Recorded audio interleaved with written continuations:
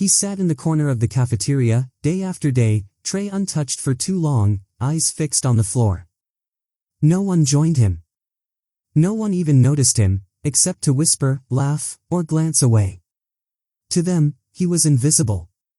But what happened one afternoon shattered that silence. A powerful figure walked in, scanned the room, and chose the seat no one else dared to take.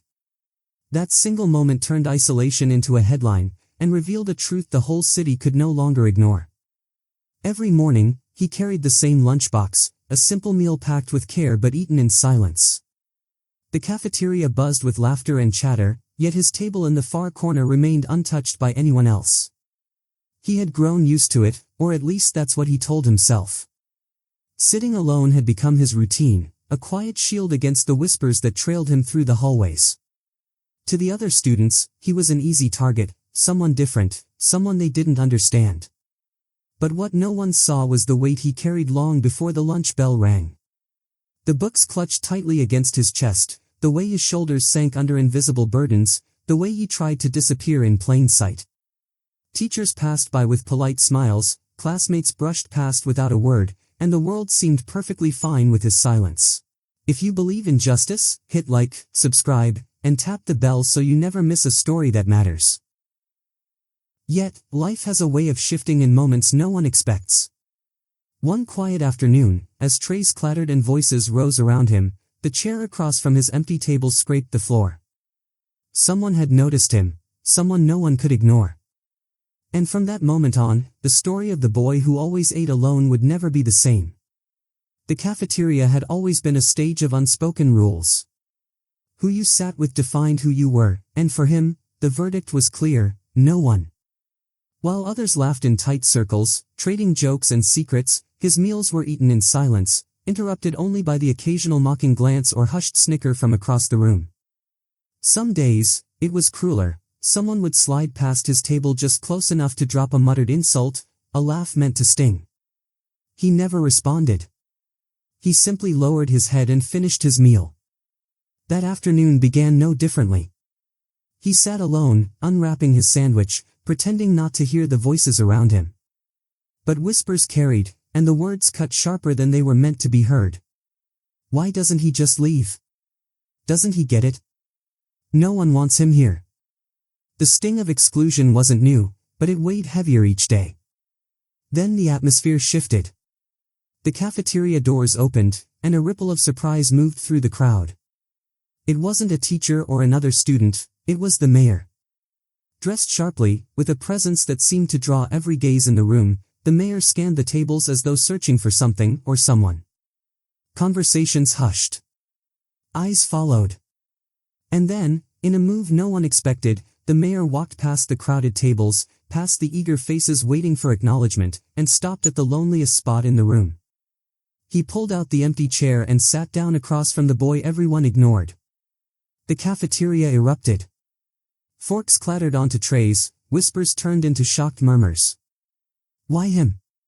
Why now? Students leaned forward, trying to catch every detail, teachers exchanged uncertain glances, and the boy himself sat frozen, his sandwich halfway to his mouth. For the first time, every pair of eyes was on him, not with mockery, but with stunned disbelief. It wasn't just a simple gesture. It was a disruption of the order everyone had silently accepted. And in that moment, the walls of his isolation began to crack, though not without resistance. Because what followed wasn't just awe, it was tension, and the beginning of a storm no one had prepared for. The silence in the cafeteria didn't last long. Whispers sharpened into laughter, then into bold voices that cut through the air.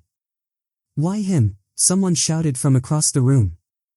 Another scoffed, he doesn't deserve this. He's just a nobody. The sound spread like wildfire, mockery dressed as curiosity, but laced with years of disdain that had followed the boy everywhere he went. The mayor didn't move. He calmly unwrapped the sandwich he had carried in, placing it on the table with a deliberate slowness that silenced a few of the louder voices.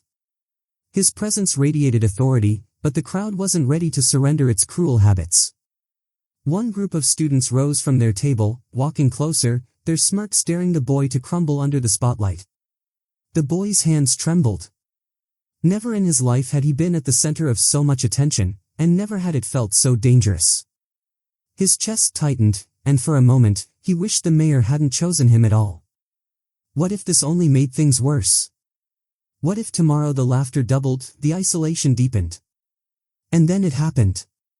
One of the students leaned in, voice dripping with arrogance. Why sit with him? Don't you know who he is?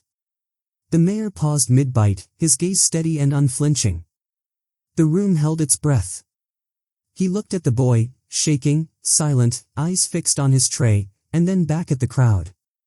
His words, when they came, were quiet, but they struck like thunder. I know exactly who he is.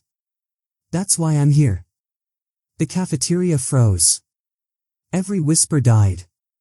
The boy's heart pounded as if the world itself had shifted beneath him. For once, the mocking eyes didn't look through him, they didn't know where to look at all. That single sentence changed everything. The weight of silence pressed down heavier than the laughter ever had. The moment had become bigger than a boy eating alone. It had become a question of humanity, and no one could laugh it away now. The boy sat frozen, his heart pounding as the mayor's words echoed in the stunned silence. For the first time, he wasn't invisible. For the first time, he wasn't just the kid sitting alone in the corner. He mattered, and someone powerful had just declared it in front of everyone who had ignored or mocked him for so long. Slowly, the weight of the moment began to sink in around the room. The same students who had once laughed shifted uncomfortably in their seats. Teachers, who had passed by his empty table day after day, avoided the boy's eyes. No one knew what to say, because the truth was impossible to deny. They had allowed cruelty to become normal, and now it was exposed in the harshest light. The mayor didn't give a lecture. He didn't need to. His presence, his choice, his simple act of sitting with the boy said more than 1,000 speeches ever could. It was a reminder that dignity isn't granted by popularity, wealth, or status, it's inherent, and it belongs to everyone. That day, the boy finished his lunch with someone beside him. And though the next morning wasn't magically different, the silence around his table wasn't quite as suffocating. A few students hesitated before walking past, and some even slowed down, uncertain, as if questioning what they had always believed. But the impact went beyond one cafeteria. Word spread across the town, and the story of a lonely boy and the mayor who chose to sit with him became more than just gossip, it became a mirror.